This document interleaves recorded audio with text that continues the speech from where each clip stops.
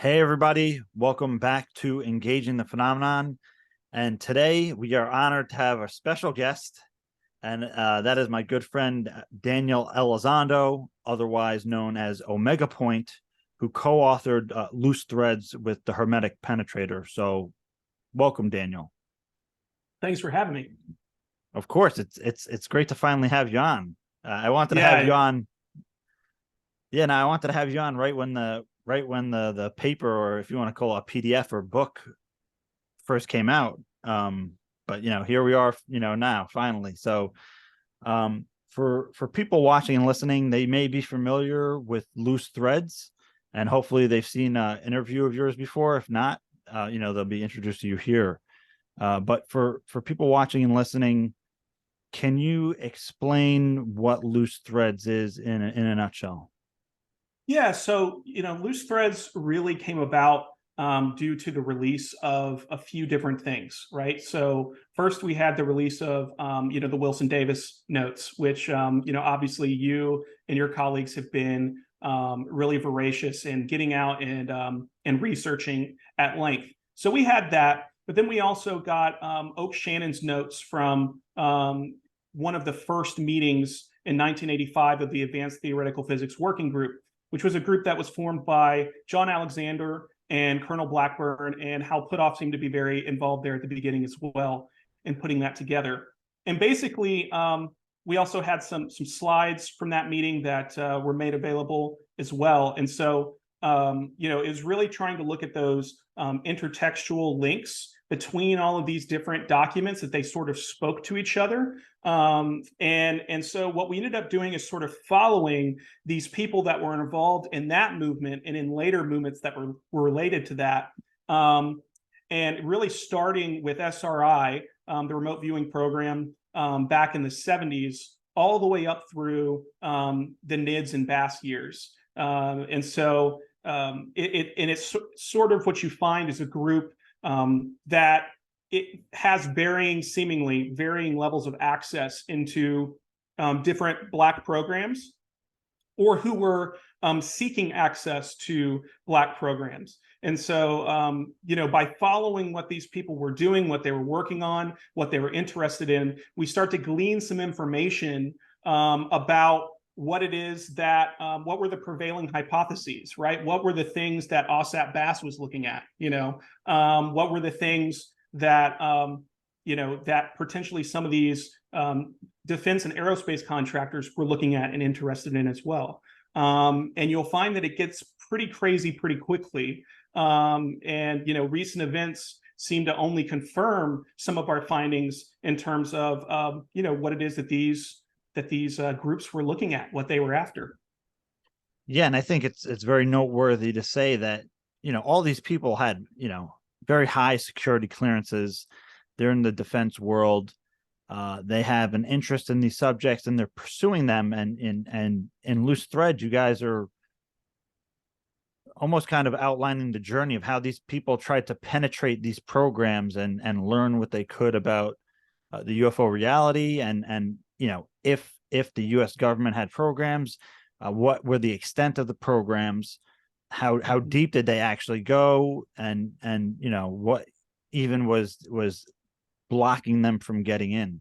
So again, like you said, with recent events, people now hopefully have all seen the David Grush interview and story on the debrief that was written by Leslie Kane and Ralph Blumenthal, and the excellent interview that was done by Ross Coulthart on News Nation, where David Grush is giving his public testimony basically as a whistleblower who was in proximity to what we can call crash retrieval and technology exploitation programs, reverse engineering programs that remarkably sound similar to what we're familiar with in ufology, right? Which is pretty remarkable, considering all the decades of information and claims that have been made. And here you have what we can call an insider, somebody who is involved with the NRO and NASA, NGA, National Geospatial Agency. He was a part of the UAP task force as a lead investigator, and somebody who has briefed the president of the United States on the UAP issue, right? So that's pretty remarkable that you have somebody of that caliber that's coming forward, making these claims publicly, but not only that, but putting in a complaint to the intelligence community inspector general, and that testimony being deemed credible and urgent. So I think it's important for people to read Loose Threads and be familiar with the material, to show that this is not a new thing, right? And there's a history to it, and I think what you guys did with Loose Threads really paints a very clear picture, or at least as clear as can be given the information that's publicly available, to add context to say that this is not a new thing, and this, these programs and questions have been around for quite a long time. So, in writing Loose Threads, is there anything, given the recent developments with David Grush and other whistleblowers and people who are talking about crash retrieval programs and reverse engineering programs, is there any information that you think stands out that further supports or validates those kind of claims? Yeah, so I think that there were really lots of things, and there were a couple of key things that were really absent from Loose Threads that now I look back and I'm like, man, we really should have covered that. And so I think, obviously, hindsight is 2020, but I think the big thing that we can see in Loose Threads is just the similarities of this situation, this overall situation that David Grush found himself in, as someone who is basically doing his job, right? He's been tasked to go and do this as part of his duties. He finds this program and he's denied access, and he finds himself seeing reprisals, right? And reprisals, it seems like that were stemming from perhaps the DOD, right? Because it looks like his actual first complaint was to the DOD Inspector General. And it was as a result of that first complaint that he started to see these reprisals. And it was after that he went to the ICIG, to file that reprisal complaint, along with his other claims that they investigated and seemed to have deemed credible and urgent. That being said, we have not just one, but several attempts to gain access to this program, to investigate this program within the Wilson Davis document itself, right? So you have obviously the Thomas Wilson, attempt to get into this program. But in his attempts to find the program, he actually talked to a few people. He talked to someone named Mike Kostelnik, who was the director of special programs at ALSTAT, which is the Office of the Undersecretary of Defense for Acquisition, Technology, and Logistics. And Kostelnik and his boss basically helped him to find the records group and to get at this program. But what Kostelnik also told him was that there was someone else, Bill Perry, who had found this program, or at least found this program that seemed really fishy, because the budget for the security was 6 to 7 times higher than the budget for the program itself. And Bill Perry wanted to launch an investigation and was told to drop it. Now, this may seem like, oh, this is just a typical audit, but ultimately, Bill Perry was the Secretary of Defense. And at one point, he was the Undersecretary of Defense, and then a year later, he was the Secretary of Defense. So who is it that was telling the Secretary of Defense, potentially, or the future Secretary of Defense, to drop this investigation? You have no business looking at this. It really paints a picture as to this constant refrain that we see. It's so ubiquitous in the UFO literature and in these documents that we've come to find. Just that you find this secret program, and all of a sudden, someone they blackball you. Right? They big league you. And usually it's someone seemingly in the Pentagon that does this. Thomas Wilson talks with these gatekeepers who really only want to talk about the only reason they want to meet with him is to find out how he found them, because it was their understanding from a previous situation, which was not Bill Miller. It was actually the Comptroller General, George Boucher, who found it during an audit in 84, 85. And, Richard Dolan's done a really great breakdown of this that talks about these different times where this program was found. And likewise, he tried to take it to the DOJ to launch an investigation. But according to Jim Westwood, who is a really good UFO researcher who actually was on Hal Puthoff's payroll, according to Forbidden Science 5, he was blocked, right? This investigation that he wanted to do at DOJ was blocked by a powerful person, quote unquote, in DOD. And so, if I look at who is David Grush most like, I see him most like George Boucher, because George Boucher took this, he tried to follow an official process, right, to take care of this issue, right? He was going to open an investigation with the Department of Justice. And likewise, we have now David Grush, who is also trying to open an investigation, or at least follow an official procedure within the government to do things the right way. And I think the key difference here is that it's semi-public now, right? And not even semi-public, it's very public, right? It's been on the news, not necessarily in the mainstream media, but at least in large media, mass media.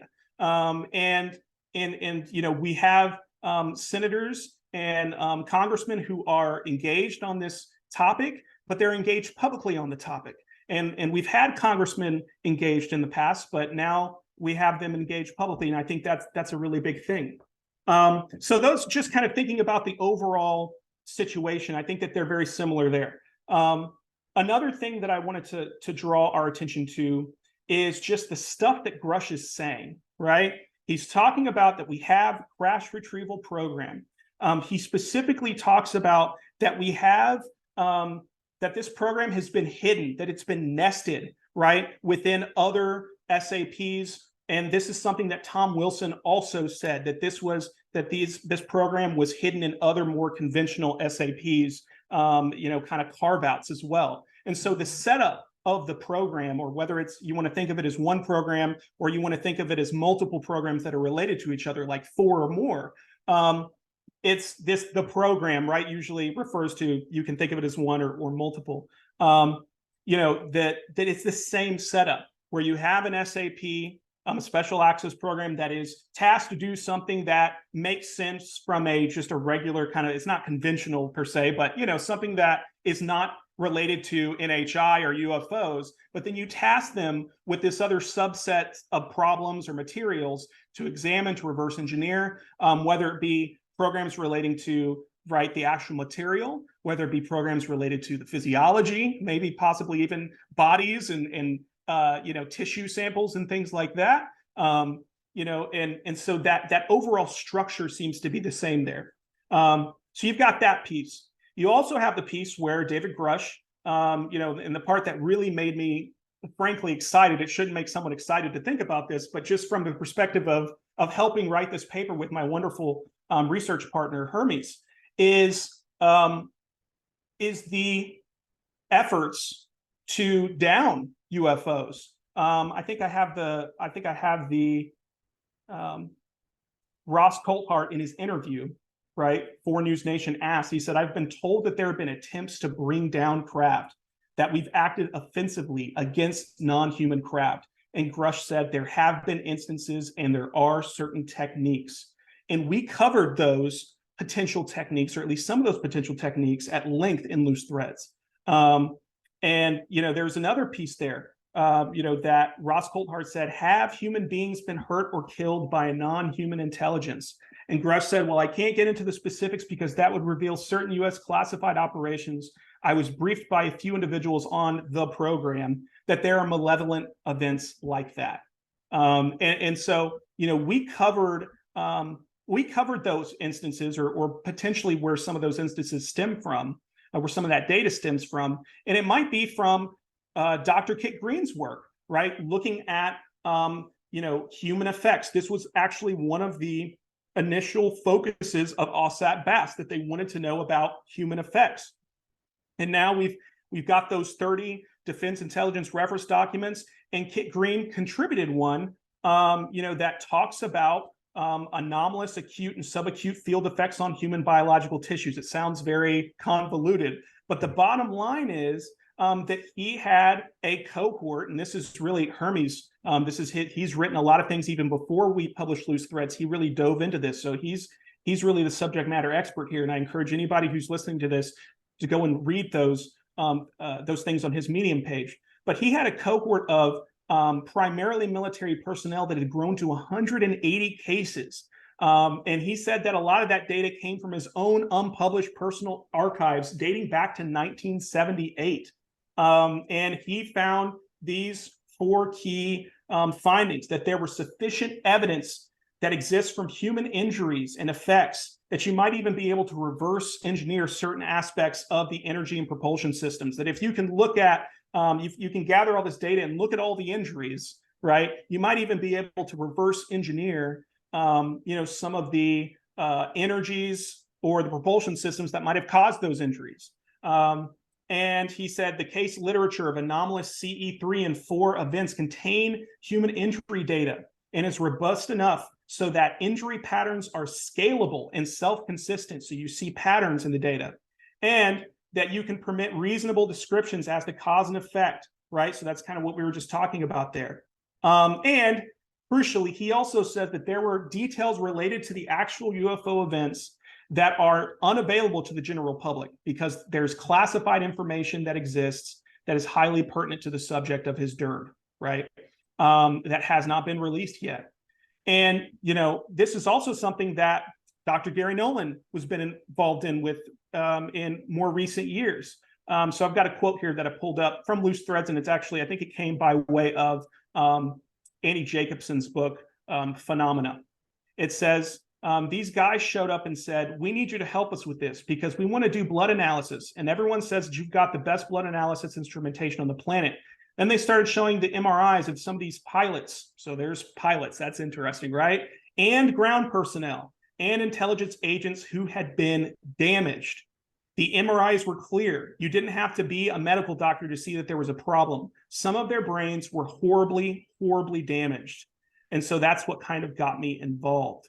He went on to say, and actually I think that was maybe from the Vice article that he did rather than the book, so I apologize there. But he also said that of the 100 or so patients that he looked at, about a quarter of them died from their injuries. Now he equates that to possibly that he had a cohort that was Havana syndrome, right? That these were Havana syndrome cases, that he thinks maybe these were, right, not NHI, but possibly state actors. But we don't know that, right? And he didn't necessarily say that all the people who died were necessarily Havana case syndrome, but he did say that he lost access to those files once more information about Havana syndrome started to come out. But that being said, there's even a reference that we looked at in Loose Threads from Jacques Vallée's Forbidden Science Volume 3, where Kit Green is talking about the Cash Landrum case. And he says he's afraid that 2 or 3 of the witnesses may die from the experience. And so he actually discussed that case in that very convoluted title of the Defense Intelligence Reference document that we just talked about, that he submitted under contract for, or under subcontract for EarthTech, which is Hal Puthoff's company in Austin. So this kind of thread of human injuries, possibly even human deaths, is something that we did look at in Loose Threads. And so when we start hearing that information, the first thought you go to is, well, they must have shot down some pilots. And I think that there are maybe some credible, cases of that happening, not just here, but also in other countries. But this is another area, right, where you have these, what you might call acute or subacute field effects, right, where there's some kind of psychotronic, there's some kind of energy effect on the human body, on especially brain tissues, that is extremely dangerous. And we don't know if it's, Grush called them malevolent events. We don't know if it's intentional or non-intentional. That being said, if we are also taking offensive action against NHI and trying to bring down the craft, right, through different methods, then it's kind of hard to tell if that's malevolent. Is it defensive? We don't really know, right? And so I'm not trying to make the case here that NHI are necessarily malevolent or benevolent, but I think that, you know, we need to kind of think about it in context of the data we're talking about here. So there was, those things were very interesting to me. You know, another thing that I thought was very interesting is Grush talking about the Cold War, that there's been an ongoing Cold War between, right, probably Russia, China, and the United States, maybe other countries as well, surrounding this UFO technology and the exploitation, the recovery of this technology. And that's something that we covered in Loose Threads as well, right? We talked about how, you know, even in the Advanced Theoretical Physics Working Group, they were looking at NSA intercepts from the Soviets, talking about UFO cases, talking about, you know, even baiting UFOs. There were interviews that came out later with Soviet generals talking about how they used mock military exercises with special loads that were probably referencing nuclear material. And then we also have the Pentacle Memorandum from the 50s, where Howard Cross of Battelle is talking about, or rather trying to set into motion a plan to do a very similar thing, where they want to have these simulated military activities to just sort of see what happens, right? And it's possible that those activities also involved special loads, if you will. And so, you know, and we also know that the program at SRI, the remote viewing program, some of that sort of started or was catalyzed because they knew that the Soviets were working on this stuff too. And so it was that knowledge that sort of led them down the path to be able to create this program.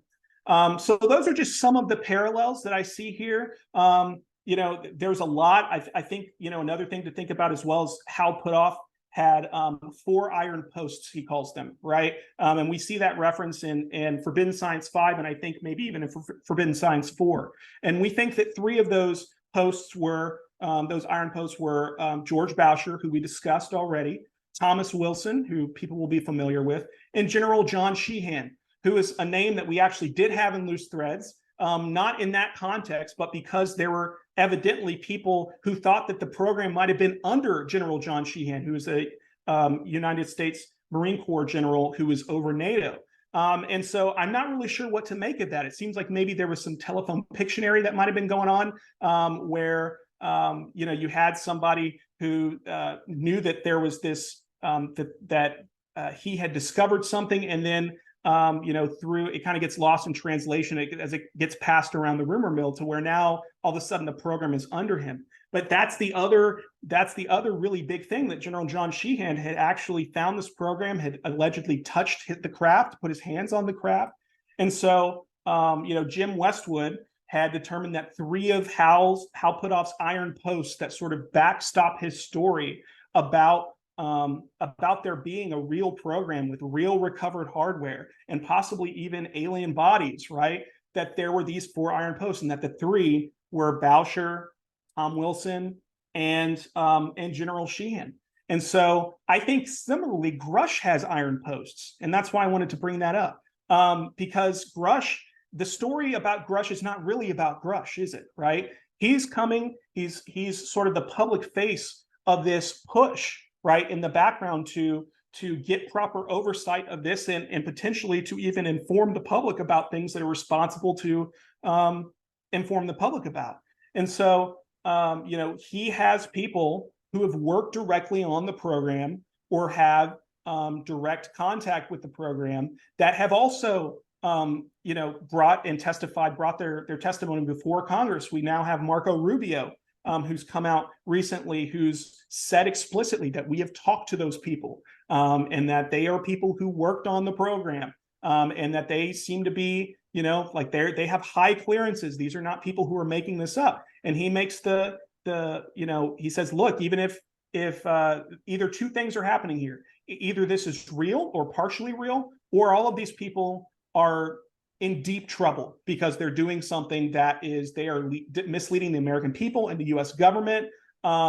And I think that's really crucial here. If this is not real, then you have an operation that's been going on for years, and whoever's responsible for perpetuating that are going to find themselves in a lot of trouble if they don't come clean quick and very quick, right? Because they've put Congress with this new language that seems like I was telling you there's so much information coming out. Ross Coulthart said that the three most important or highest oversight committees in Congress are now going to back up that new language that sort of gives the carrot and the stick, where you're either going to tell us about this within, I think it's 60 days and make it available to Arrow within 180 days, or you're not going to receive funding anymore. And possibly there are going to be some other repercussions there. Maybe it does get passed on to DOJ, and maybe because it's so public, you can't have some powerful person that just blocks it and says, no, that's not going to happen. Because now we have elected officials involved, again, publicly, not privately.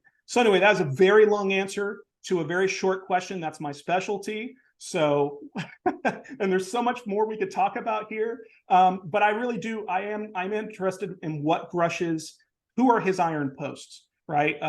I know that we had at one point that Eric Davis had commented that maybe there, when the story came out, there was going to be maybe one of his old security officers was going to be involved. I don't think that was David Grush, but I could be wrong. So maybe there's somebody else there, and I'm just speculating, right? I don't know who it might be, but that could be one of Grush's iron posts, right?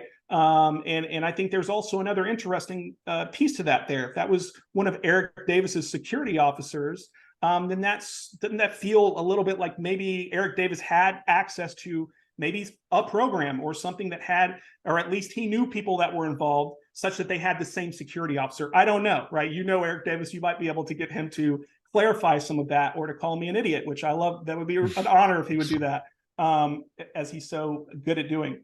But yeah, so there's just so many questions. But I do feel that, a lot of what we looked at, or a lot of the themes and the threads, if you will, that we discussed in Loose Threads, they're very relevant, and it's all kind of coming to a head here, or seemingly coming to a head. So I'm really interested to see what happens next.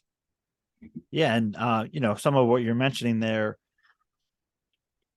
a lot of these kind of sentiments are mimicked in Jacques Vallée's Forbidden Science journals throughout the years. Mm-hmm. They're heard when you listen to Dr. Eric Davis's interviews that he's done over the years. Mm-hmm.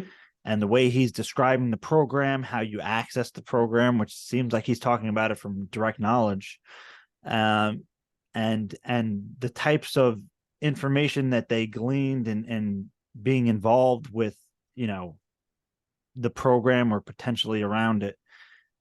And even with some of the things that Grush is saying, mimics what was in the Wilson Davis memo, or the interview that Dr. Eric Davis did with Thomas Wilson, and the discussion that they had, not even in the details of not just crash, but it seems like some of these objects are landed or placed, and mm-hmm. they're recovered intact off-world vehicles, not just crashed or downed vehicles, but actually intact vehicles, which is another compelling correlation that's being spoken about several times here through different sources. Mm-hmm. And I know, there's been a lot of discussion about Eric Davis and his involvement, what possibly how he came across this information. Was he given particular tasks, right, officially on the record, to investigate this, and what he was able to find, mm-hmm. and maybe how he got involved that way. So that's all fascinating, man. I mean, there's so much that you were talking about there, even in regards to the biological effects, right? Mm-hmm. What of those biological effects could have also been from classified technologies that were able, that were either just, say, conventional classified technologies, or classified technologies that are somehow associated with UAP. Mm-hmm. Whether you had classified technology trying to draw in UAP, right? if you had classified technology trying to down UAP and the effects that even that would have on humans around them. So there's so many different angles to go on there, right? And how much of that is cover, and people assume because it's classified technology that that's a cover. They use UAP for a cover rather than the other way around. So and when it's probably both. It is probably both. I agree. Yeah, so it gets really nuanced, right? So I think that everybody needs to take a step back and look at the whole picture and not assume it's black or white or one thing or the other. And I think you guys did an excellent job in Loose Threads and showing each individual thread and how they intermingle, because it's really, you're talking about 80, 90 years of secrecy, but also misinformation, disinformation, psychological warfare, on from most definitely the United States government, directed, whether the United States population's collateral damage for them trying to affect foreign intelligence or what have you to protect the program through counterintelligence. It's had an effect on the U.S. population for sure, and our culture, right? And then there's the whole other kind of meta or crazy level to that is, what of all that is influenced by the phenomenon itself and the phenomenon's effect on us as a human populace, but also on how the phenomenon may have influenced governments and leaders to make these kind of judgment calls and decisions. And even if it wasn't, I mean, it's hard to imagine that such an advanced intelligence, non-human intelligence, couldn't foresee the effect that it's going to have on us. So I don't want to assign kind of like a kind of like intention behind it, but we don't have too many assumptions to go on based on all of that, right? And in either rate, the end effect is the same, right? We have this effect on humans and even, I guess, to our policy through their interaction with us. So that is in essence a direct effect that the UFO phenomenon has on us on so many different levels. That's not even getting down to the microcosm of close encounters, right? That's a whole nother kind of thing. So I've got it on.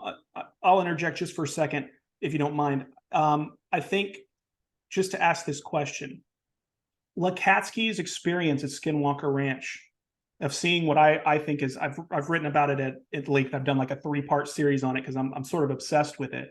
Where he saw what seems to be either a Mobius strip or like a Klein bottle. If that doesn't happen, do we get David Grush? I'm not sure that we do. And so I do see what you're saying there in terms of, does the phenomenon even influence our policy, right? We talked about like ATIP slide 9 before, right? Where we talk about almost like this meta where they're like, we're all just puppets and they're the puppet masters, right? But there's also these really subtle things or not so subtle things that happen that it's almost like a domino effect. And if you have beings who are able to produce quantum effects at a macro level, right? With their technology, with their capabilities, then you might have the ability to go in time, right? And to see if we do this, then this will be the result. Especially, in that time distortion, aspect, or rather even like the quantum interdimensional aspects, which would allow for those kinds of time distortions and space-time metric manipulation and all that kind of stuff. That shows up in Grush's testimony too, right? He corrects and says, hey, we're not necessarily talking about extraterrestrials. And I think this is another very interesting new thing that's come from Grush. Not new, in the lore, but at least new from a public figure saying, hey, this isn't necessarily straight up extraterrestrials. We're going to use NHI, non-human intelligence, because that's maybe a little bit more appropriate. And he even used the word interdimensional. When has the public or even the UFO community at large heard that word in connection with these programs. I don't think that that's happened before. If it has, it's not something that I've seen as a consistent theme. Obviously, Jacques Vallée, John Keel, and others, even Dr. Puthoff and Eric Davis have been looking into those possibilities, right? They've looked into kind of the interdimensional space-time metric engineering, all that kind of stuff. But to see that coming out, I think is a very interesting development. And I'm interested to see where that heads next with that narrative. Yeah, and it shows you, I mean, the complexity even of the public discourse on the subject now is no longer, in the 50s, 60s, 70s, 80s, 90s, especially, even in our pop culture, especially throughout the 90s, of the extraterrestrial hypothesis. The ETH was just like, it was like a given, right? It was like almost like a subconscious assumption that UFOs must represent what we consider extraterrestrials from other planets or solar systems out in space. Where now, even in the the public discourse, but especially in popular culture nowadays, you see definitely more films and stories that represent something stranger than that. You have like every Marvel movie dealing with time travel and multiple dimensions, and that whole quantum I don't know what quantum universe, right? Like it's insane, the storylines that they have. But what people were saying within those programs, OSAP and ATIP and other people that we've heard from through Forbidden Science, Jacques Vallée's volumes and some of his own speculations, is that what the technology that we're seeing doesn't seem to merely indicate that this is some kind of extraterrestrial intelligence, although it can be, right? It doesn't disclude that at all, but it does indicate something that is probably not that simplistic, right? Because it doesn't have to be mutually exclusive or an either or scenario. Some if they're traveling, a non-human intelligence is traversing dimensions, is it also in lieu of that going through time or what, maybe even something that we're not even accounting for, right? We don't have the equation to kind of point at, this is what's going on. Well, and I think it not to get too far off track here, but I do think too, like, you have to consider a lot of Jacques Vallée's and to extent John Keel's hypotheses. They sort of look for an overarching answer for the most part. They both hedge, they both open to multiple possibilities, but they look at the diversity in the data, and it looks almost impossible that there could be so much diversity within the data. And so it seems like, well, it must be then that there's a manipulation, or there's a there's one phenomenon that is manifesting in multiple different ways. And it's possible that there is. I think that the phenomenon at Skinwalker Ranch, whatever is there, has shown the ability to do just that. It mimics. And that's something that Colm Kelleher has talked about. He has like a 3-layer model talking about cattle mutilations, where you have a genuine phenomenon. Then you have, black programs that use the genuine phenomenon as a cover. And then you have another layer, a phenomenon that mimics both of those other phenomenons and uses those as a cover for its own purposes. But returning back to my original point, you could almost, especially if you assume an interdimensional capability, right, a kind of a quantum effects capability in the macro world, then you might even be able to understand the craft and the beings that are affiliated with the craft as existing almost in a state of superposition, where when you look at them, your observations sort of solidify or collapse the wave function that changes their topology and their characteristics, and perhaps even how they speak, what they tell you, right? And that may be as a result of their direct manipulations in terms of for some groups, but for other groups, it might account even for those slight differences where the grays, well, I think the grays look like this. Well, no, they look a little bit more like that. Well, the tall whites look more like this. Well, no, mine looked a little bit more like that.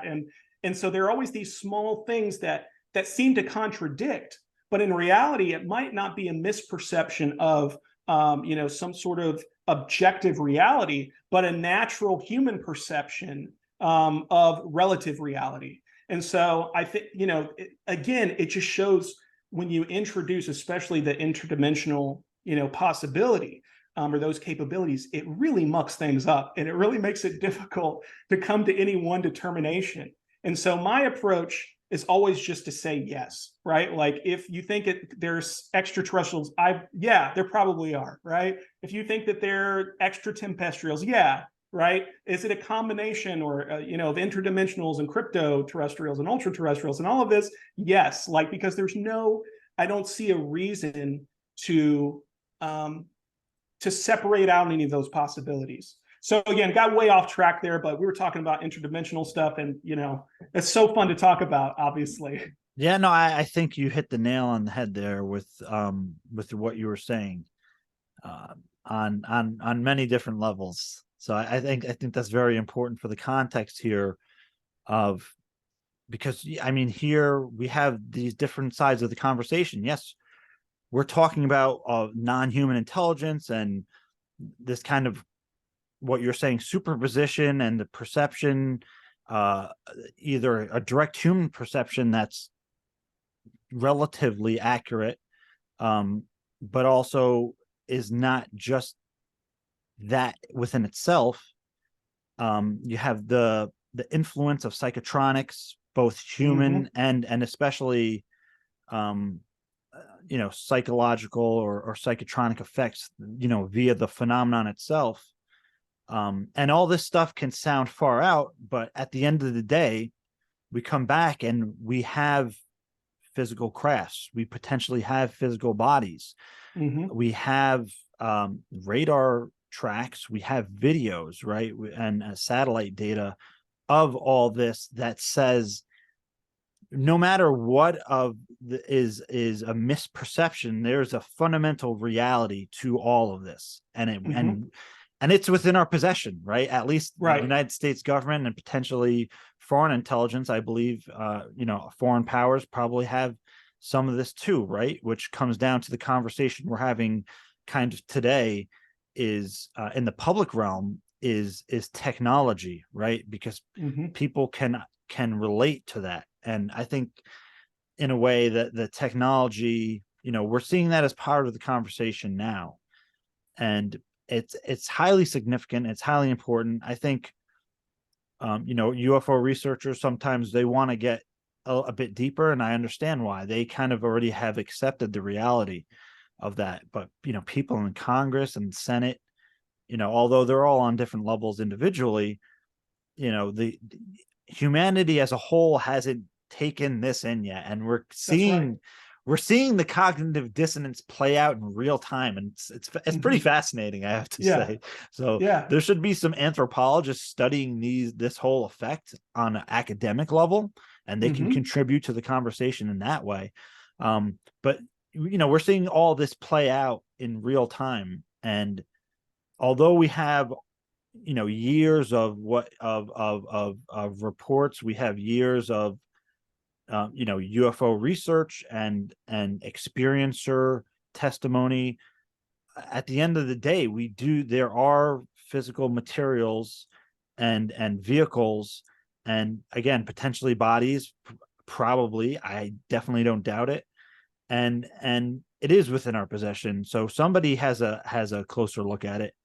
And what we're seeing play out now is that coming into the public conversation and being accepted as a basic fundamental reality. And I think that needs to happen, because we've been stuck in this cognitive dissonance on all different levels, but we're finally getting to the point publicly now where we can actually move forward in the conversation and involve more minds, brighter minds, recent technology, artificial intelligence, and all these other things you can use to exploit the data and try to make sense of it to whatever extent we can.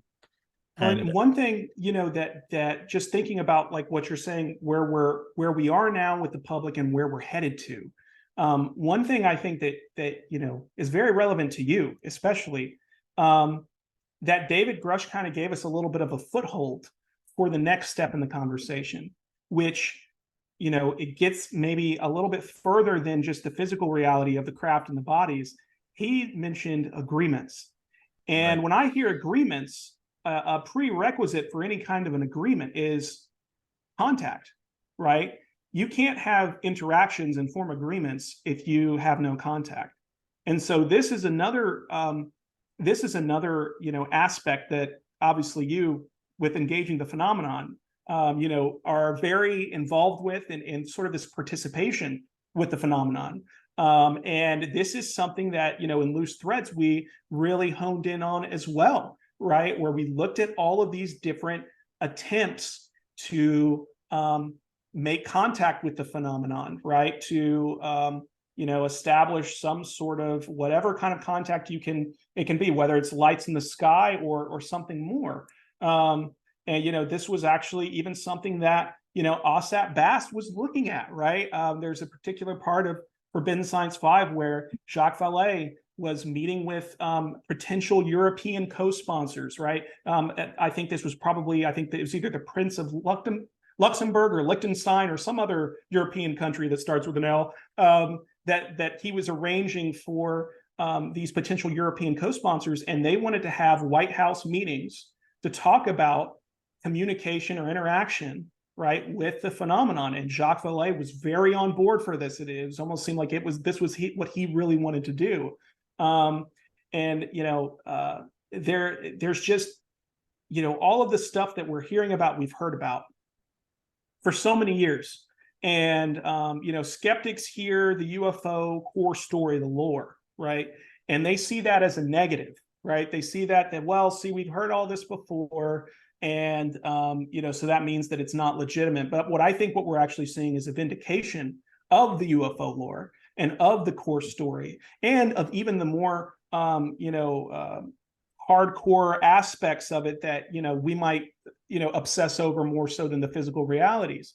I think we're finding that perhaps if what Grush and his iron posts are asserting is true, then what we're going to find out is that probably what's been going on, rather than straight disinformation over the years, is something that I call intel laundering, where you take a really sensitive piece of information and you know that it's probably going to be really difficult to keep it secret forever. So instead, what you do is you give it to groups who will discredit it for you, merely because of their association with, like, the UFO community, right? If you have, let's say, a government agent or someone from the Advanced Theoretical Physics Working Group who's trying to find information their way into these groups, right?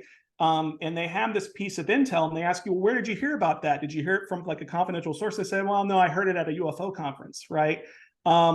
Then immediately you basically render that piece of intel. That's not a serious piece of intel anymore. Now it's just part of the poisoned tree or the poisoned well, right? And I see, honestly, and I know a lot of people will disagree with this, I see that as MJ12, right? I think there are aspects of MJ12 that were absolutely intel laundering, where it's like, if we could just give this directly to the UFO community, give them what they want, they will on their own discredit this for us, just because the stigma is so strong. The stigma that we worked to sow back in the 40s and 50s, right? All of that stuff, they basically set themselves up where they don't have to keep the secret anymore.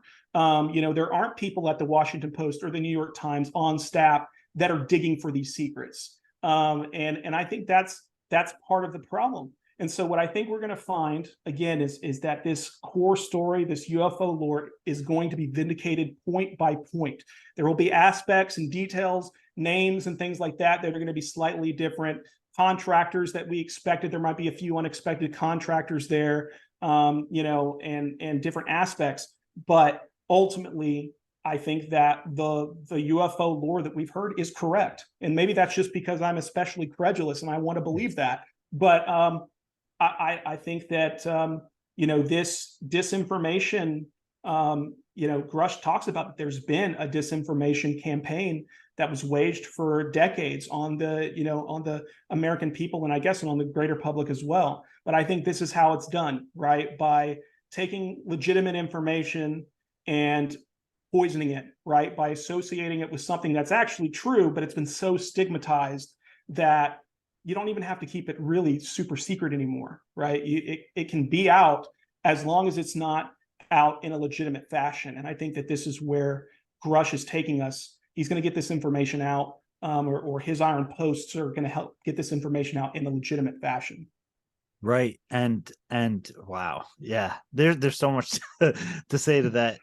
And you have maybe even within that people potentially trying to safely, if you could to some extent leak information right to the public, Mm-hmm. or and get that information into the right people's hands where you can get other people working on it, so you're not just doing it yourself either. You can potentially Mm-hmm. utilize civilians or whoever is going to grab for it to assist you in that. Wow. And I mean, and again, an example of kind of this information or the intelligence laundering could be where I want to get back to it a little after this, is the Zodiac, right? The Mm-hmm. Zodiac story where it's potentially a crash retrieval program, and there's a lot of controversy around it, and I understand why. It's really it's put out there as a fictional story based on nonfiction, so it's Mm-hmm. fiction based fact, or however you say it. It's a fictional story based on fact, Mm-hmm. allegedly. And we've seen that time and time again. uh Yes. tom Infotainment. Tom DeLonge, right? And Secret Machines, he's says this is fiction, but there are elements of truth within it. And Mm-hmm. the people that were working through Tom, we know who some of they are now, who some of them are now, thanks to the WikiLeaks. And if you look at those names and the positions that they hold, I mean, these are some of the exact people you would expect to be read in or in proximity to these kind of programs and information. And I mean, I have to say, at least the most notable of that has to be McCaslin. And I almost don't want to Yes. bring his name up because I'm hoping I don't have to, right? But So go ahead. yeah, there's so that pattern of the using fiction or infotainment to sort of get out this information while maybe at the same time even helping to further stigmatize it, or using the stigma almost to safely, like you said, put it out to the public. I mean, this is something that's been going on for a long time. And it's not, I'm not talking hypotheticals like, oh, this all the Spielberg's films, and anything that you saw on X-Files, that was all part of this huge op. No, like I even more practical, more recent things, like in Forbidden Science 5, Kit Green says that Christopher Mellon was involved in an advanced aeronautics and infotainment group in 2002. Okay, so this is way before TTSA. He was involved in that push. You also have, I'm reminded of, I don't remember who specifically it was, maybe you will, having one of those brain fog moments, but there was literally a plan that they were working on to use Barnum and Bailey, like the circus company, to put together like a national tour, and that there were literally high officials that were talking about, should we use a real craft? How about, how would the public react to possibly bodies, right? In sort of like a thing, should we use real bodies, right? To do this, that there was going to be this tour, I'm looking here, I was pulling it up, that there was this idea of how do we get this out to the public, or should we get this out to the public, has been discussed at high levels. We have that, Hal Puthoff told Jacques Vallée that he participated in a panel in Washington around 2005 to discuss the potential impact of publicly revealing UFO reality. Now, listen, this had 64 societal sectors and 8 subcommittees. It involved John Peterson, but at the end, it went much higher, and all recommended for secrecy at the end. There were 64 societal sectors and 8 subcommittees. So how many people were actually involved in this panel?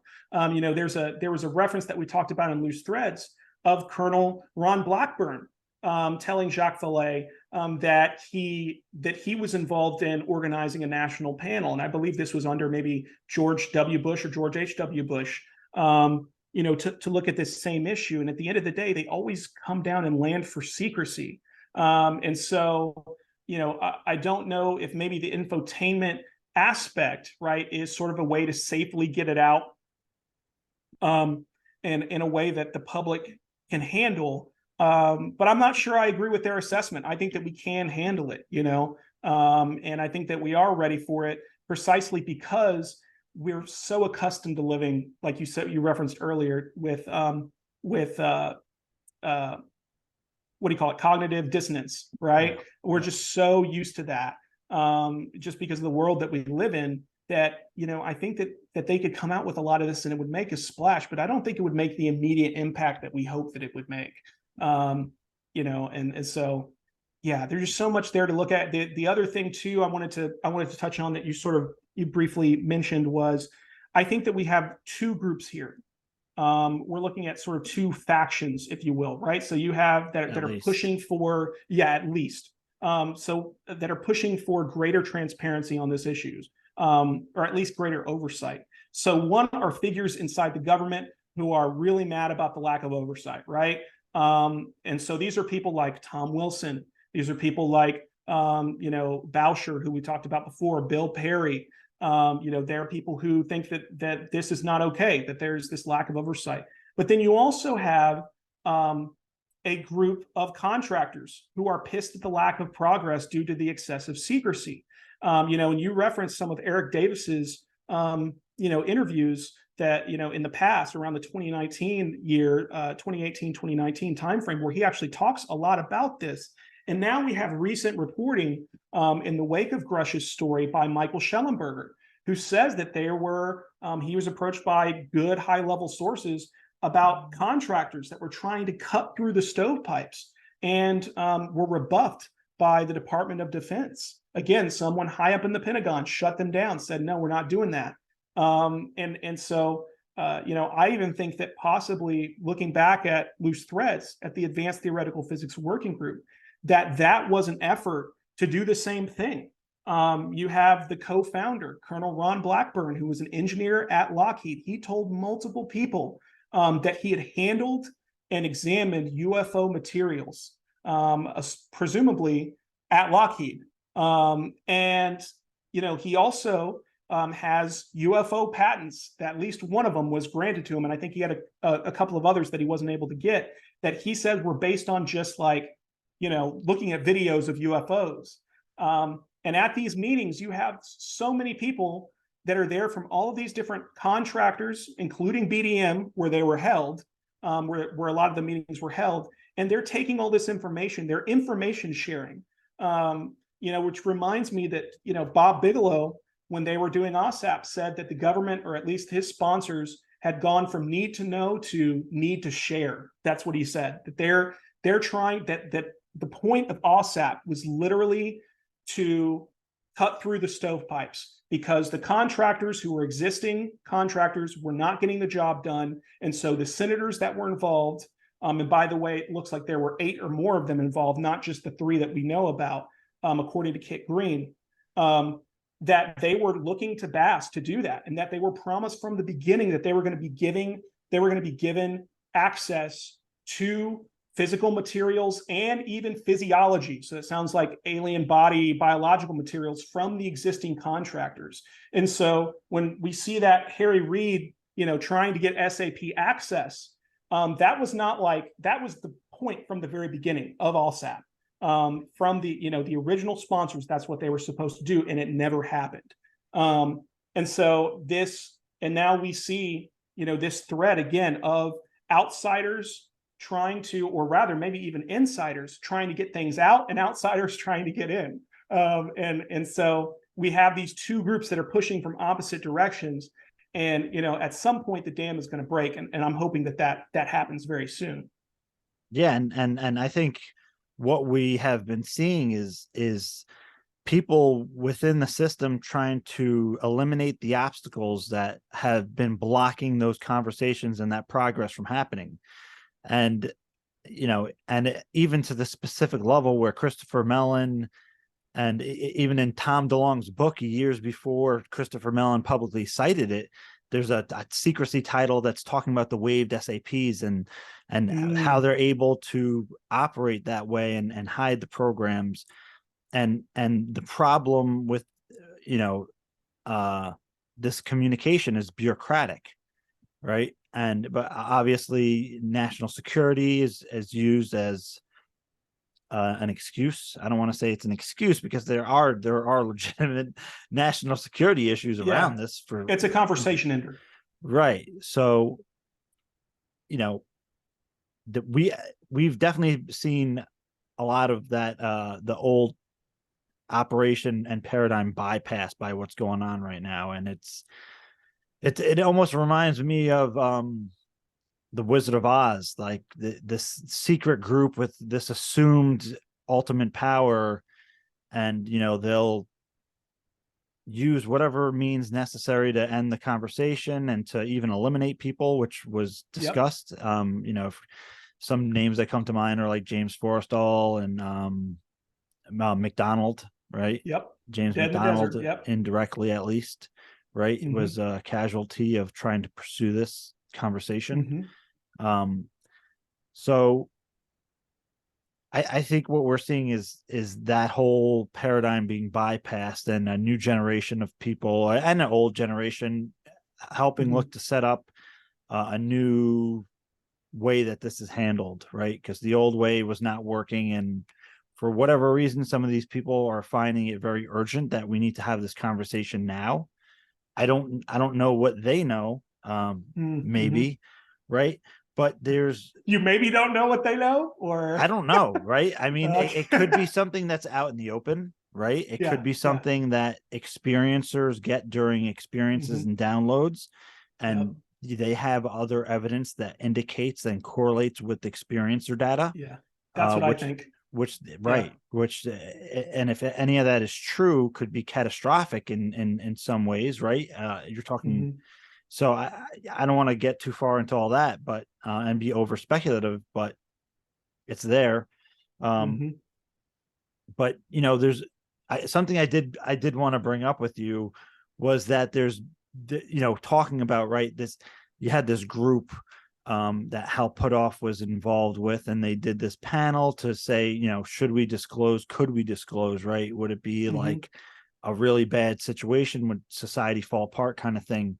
I think people need to understand, like, how is Hal involved with a panel like that, and what does that imply about him, and how deep he is and was, and who he's potentially briefed, right? And what level of access he has, and what keys does he hold, and what can you garner from his public statements that he can't maybe relay classified information to. But if you look at the implications of what he's saying, what can that tell you about what he knows that he can't talk about? That's important to take into account. Absolutely. But we've heard this theme of even people who want transparency and some level of disclosure, people on the inside, people who have access. There's a point that they're willing to go to, and there's a point that, like, everybody stops at, right? And what do you think, right? And you can just spitball whatever, right? Because we don't know. What are the potential realities that they would refrain from disclosing, even at the extent they're going to tell us non-human intelligence has interacted with humanity and we have some of their technology? But what if they're going to go that far, what could they potentially be holding back? So I think my brain goes to 3 or 4 different things. The agreements is one, right? The agreements is one. We've talked about that, right? So like contact, right? Interactions with the phenomenon. I don't think that is something that they're ready to talk about. Abductions. That is something that they don't want to talk about necessarily. OSAP, at the very beginning, they wanted to go there. They wanted to collect that data, and eventually the sponsor, if you will, DIA, didn't want to do it. Didn't want to go there. So I think that the abduction phenomena is definitely there.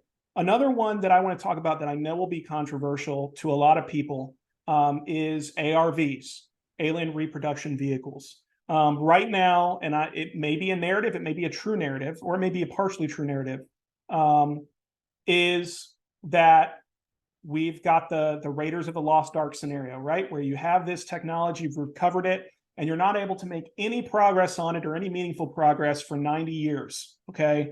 And so now the reason this push is happening is because they got to make progress because we've done nothing with it. On the other hand, there seem to be, in my estimation, in the data, a lot of indications that some of these, that there do exist, craft that have, they may not be like top of the line exotic technologies, but they're exotic technologies that are Black.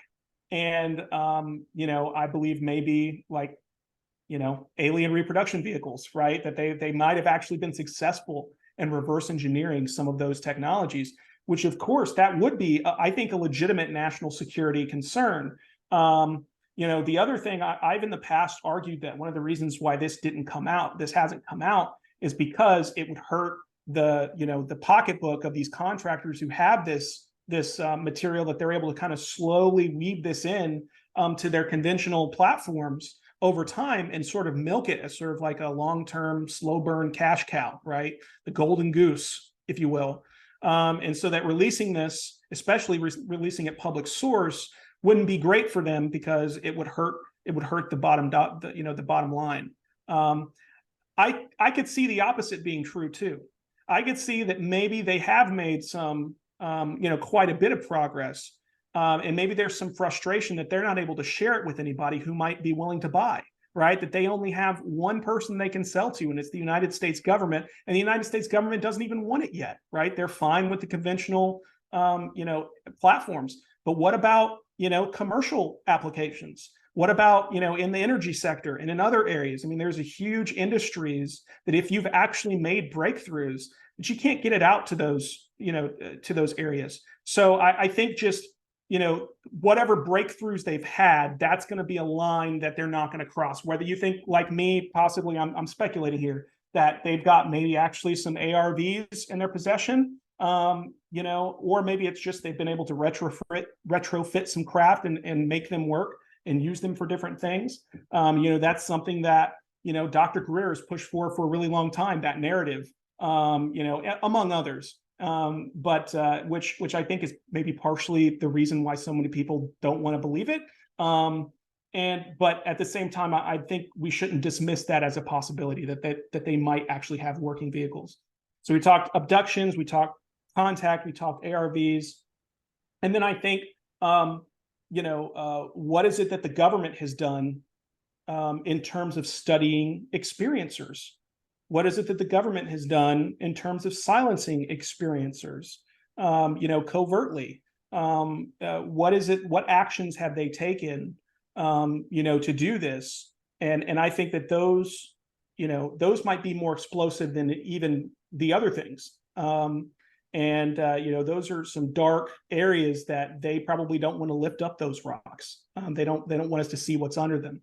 So those are my, I also think, yes, like you referenced before, there's something that maybe they know, in reference to this, even Jacques Vallée and Hal Puthoff, Jacques and Forbidden Science 5 references that they have unique data that he would prefer that they take to their graves. I speculate, perhaps irresponsibly, that data might be in the Rice archives that, have a embargo on them. They can't come out for a number of years, perhaps until after Jacques Vallée is passed away.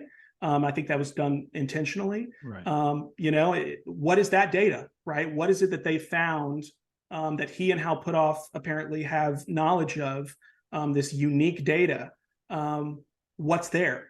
So that's kind of like the wild card, the unknown. That might be related maybe to the contact, and possibly even remote viewing, related in those areas. So remote viewing, another thing they probably don't want to talk about, even though it's, obviously, in my opinion, it's obviously operational.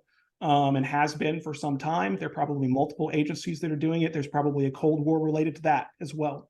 Reliable paranormal performance, they called it during the Advanced Theoretical Physics Working Group.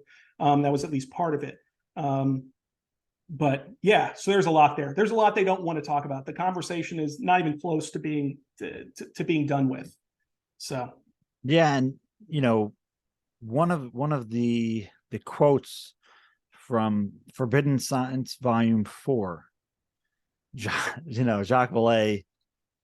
I made like short little videos on the YouTube channel about this, and there's a correlation to an interview he did with Jeffrey Mishlove, talking about psychotronics and psychological warfare, but saying, they have the technology even in the late 60s, early 70s to make people, hallucinate things and hear things.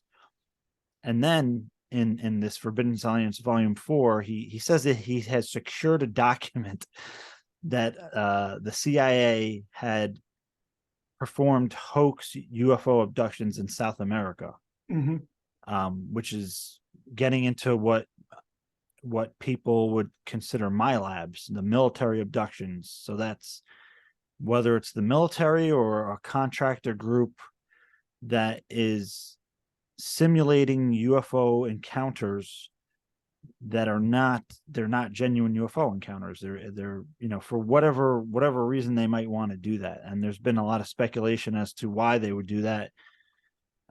So what are your, and even with some encounters, there's been comments made by Kit Green saying, well, some of these encounters he thinks they're covert groups. So I mean, what does that mean, right? What is that? It's a human group, right? Not a non-human intelligence that's responsible for some of these close encounters.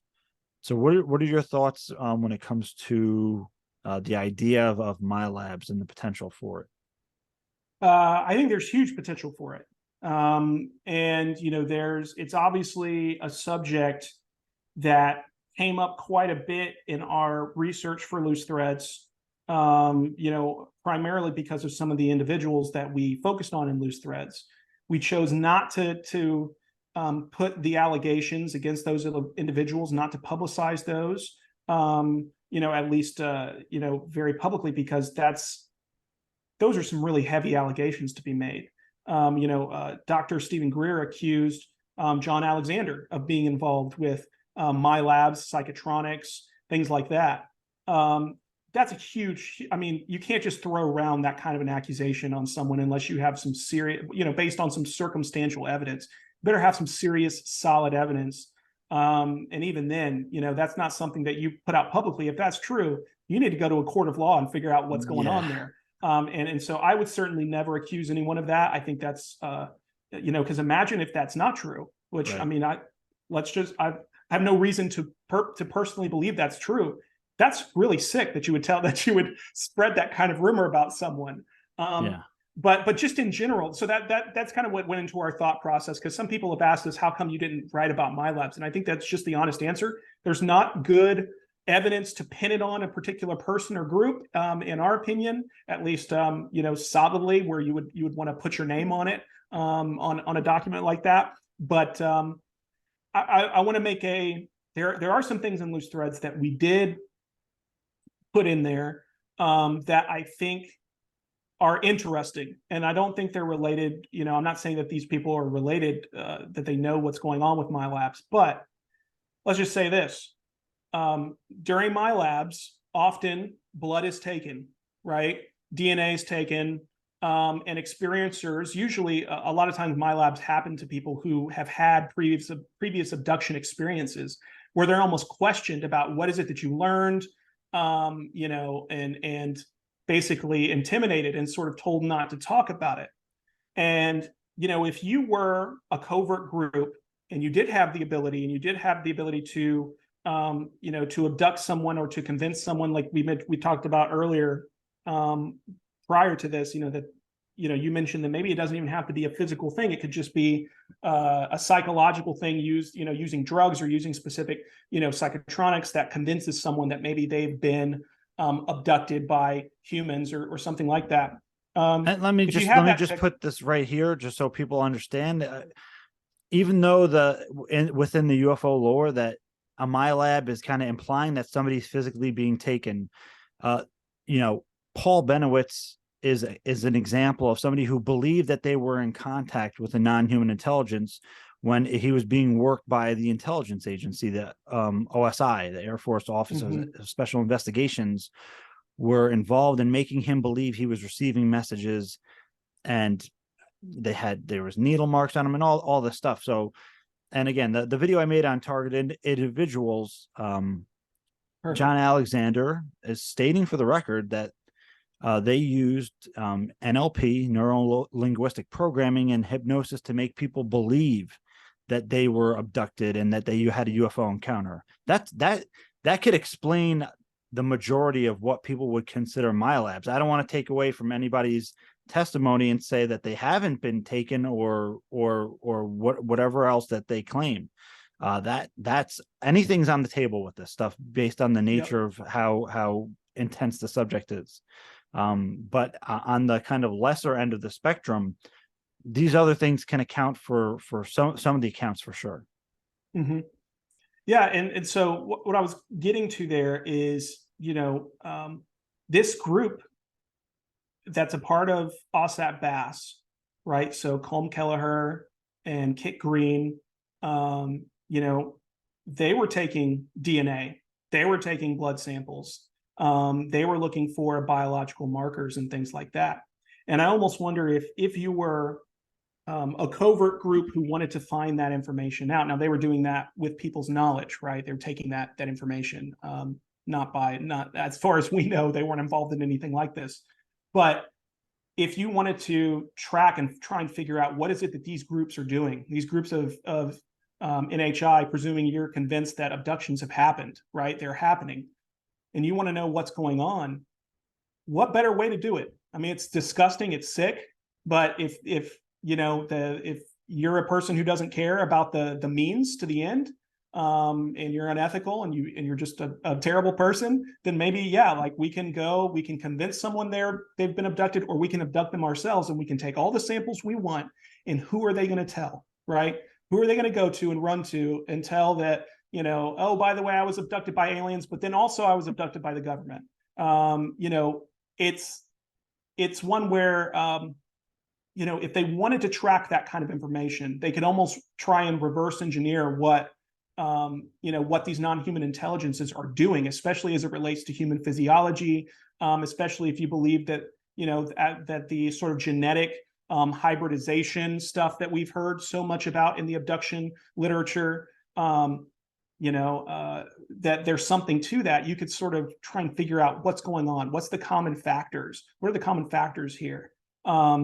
And so, that's something that I'm very interested in, and just, figuring out, like, what did I don't believe that, any of the people there were involved in MyLabs at all. But do they have intel, or do they have any information where they know anything about MyLabs, and they might have an idea of who might be behind that? That would be something, that probably they wouldn't answer right now, just because of where the conversation is. But Right. One day they might be willing to actually talk about that. We know that John Alexander has given, he's given lots of lectures, basically, where the point was to sort of dismiss MyLabs, which is interesting, an interesting data point, but it's just that, he feels very strongly, and that it was not something that actually happened. Yet at the same time, you do have those data points that shows that he was involved in, or he had knowledge of these efforts to make people believe they were abducted. So it's just a very sticky subject. It's some place that I think we have to get to at some point. We've got to talk about it. We've got to investigate it in a real way. And who knows, maybe this place that we're at now will lead to that eventually. But it's going to be nasty if it gets there, right? Because if you think the pushback is going to come for this, the pushback on that is going to be probably 10 times worse.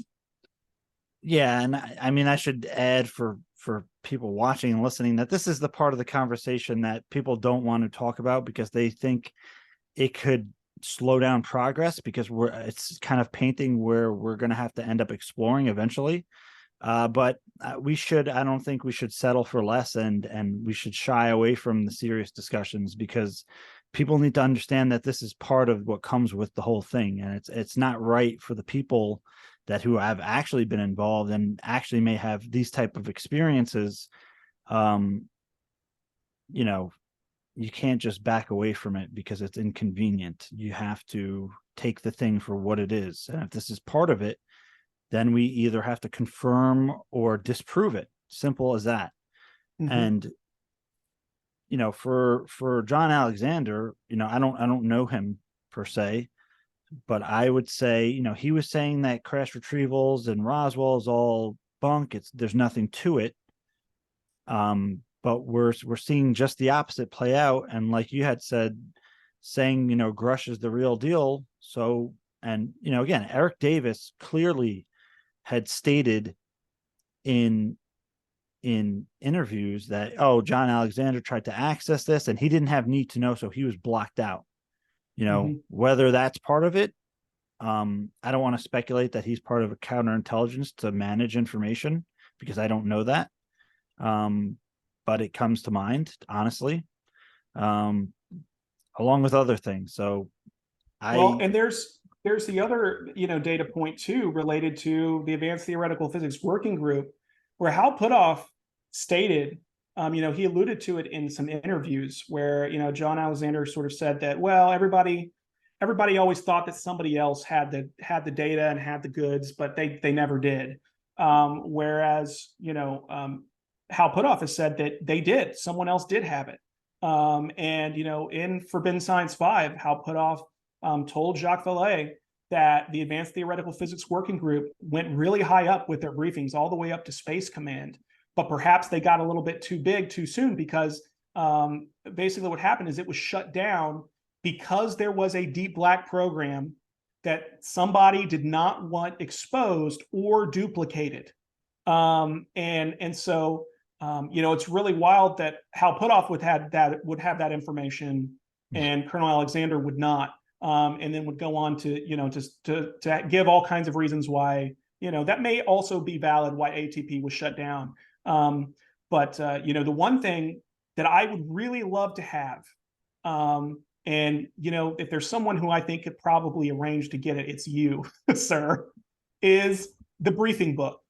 There, there's been reference, I think, by actually Colonel Alexander himself, that there was an Advanced Theoretical Physics Working Group briefing book that was used to kind of summarize their conclusions and findings and used to brief high-level individuals. And I would really love to take a look at that. So if, this interview might cancel for me. Yeah. If no, if there's anybody that wants to pass that along to somebody, and so that we could take a look, that I think that would really help just sort of the public research into that time period that I think is so important. And I would be surprised if people like Dr. Puthoff didn't know about that or didn't have a copy of that somewhere tucked in their files, or possibly even Dr. Eric Davis might have something like that too. Right. So I'm very interested in that. So I Or figured I'd throw that out yeah. there. So I know they watch you because they know how good you are. So if they're out there and they want to be super, super nice and let us send us a copy of that, that would be really cool. So you can always wish, right? Yeah, you can always wish. Why not? Yeah. Shoot your shot. But we are out of time here, unfortunately. I gotta go at this point, and we're definitely gonna have to have you back on probably sometime. Yeah, let's do it. Because there's so much more to discuss, and there's more things I wanted to get to that we didn't even get to address. So we'll probably arrange for sometime in the near future. And it's really been great having you on and hearing your perspectives and your research and your insights. And we definitely have to talk again soon. Yeah, man, it's been an honor to talk with the smartest guy on UFO Twitter and maybe in the UFO universe. So I appreciate you having me on. Definitely not the smartest. Maybe I don't know. I don't know. There's some kind of word for it, but yeah, UFO savant. I think that's the word. I don't know. I couldn't classify myself. That Hermes would probably call me UFO trickster or something. Oh yeah. He's the UFO trickster. Everybody knows that. So Yeah. all right, man. It's been great. And yeah, let's do it again. It's so fun. Definitely, man. All right. Well, you take care and we'll speak soon. All right. Talk to you later. Bye.